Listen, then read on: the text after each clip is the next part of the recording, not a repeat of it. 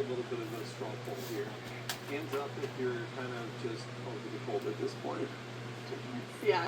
Brianna's hand is up. Yeah, I mean, I posted that online on my Facebook page, and I was shocked at how many people are like, okay, enough's enough. Mm-hmm. So I heard you. I made some calls. I talked to Mother Nature, and we're going to be able to make some changes. All right. The truth of the matter is, Mother Nature blocked my call, and I couldn't get her. But we are going to see warming conditions next week. You can see we still have a cold weather advisory. Remember, a week ago, these were extreme cold warnings, the rare ones. I'm not saying cold weather advisory is not a big deal. I'm just saying we have been colder in this stretch. This includes Carroll County. It doesn't mean that the rest of our area won't be cold. It's just colder in our northeast counties.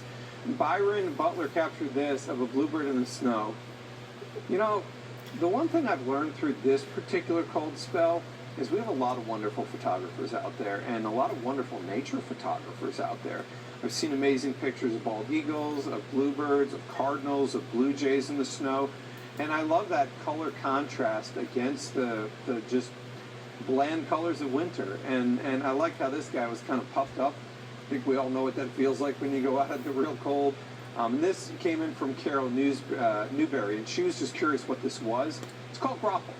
Grapple is, you're going to hear it. It's going to hit your car, you'll hear the tinging sound. Second, it's different than sleet. Sleet's clear, very round. Grapple, if you look at it, normally has a frosty whitish appearance, and it's irregular. So grapple, you know, you learned maybe a new word today, maybe you already knew it. As I noted earlier, some people actually were saying I invented the word. So I looked back in the American Meteorological Society Bulletin, and I found it at least appearing as far back as 1927. So it's at least 100 years old. I know it's older than that, though.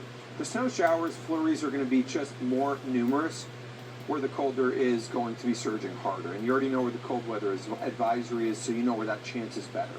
Louisville comes in at 40 today. The normal's 46. So I thought today felt fairly warm, too. But it was still 6 degrees below normal. It shows you what 2 weeks of cold will do to you. So we're 36 with a wind chill of 29. New Albany. Temperature right now is 37. Where's this cold front? It's got to be in Seymour, and it's 36 degrees. It's not in Bardstown right now. The temperature currently sits at 35. Where's this cold front? I mean, let's look around the area right now. Our temperature is 36 in Anchorage. It's not that cold in Carrollton. See those lighter purples? That's the Arctic air. And what you're noticing is the trajectory is different this time. Winds have been gusting around our region into the 30s. But look at Pittsburgh's wind chill of 4. Freaking hyper, So dude. this one's more of a glancing blow, where the other ones just came and forced right into our area. That's what's different now. Our jet stream pattern is starting to change. And what we're now starting to see is hints of a secondary jet forming, what we would call a split flow jet. What that can do is then increase moisture in our area as it can tap to the Gulf. So snow showers, based on this data, Seymour, LaGrange through, let's say, around Lawrenceburg is the best chance of these tonight. Tomorrow starts very cold, in particular in the northeast. Watch what we do each day. Sunday has a lot of clouds. It's not perfect, but I don't think there's much of a rain chance. Monday, we've got 50s in our south where the snowpack is thicker to the north, it's cooler.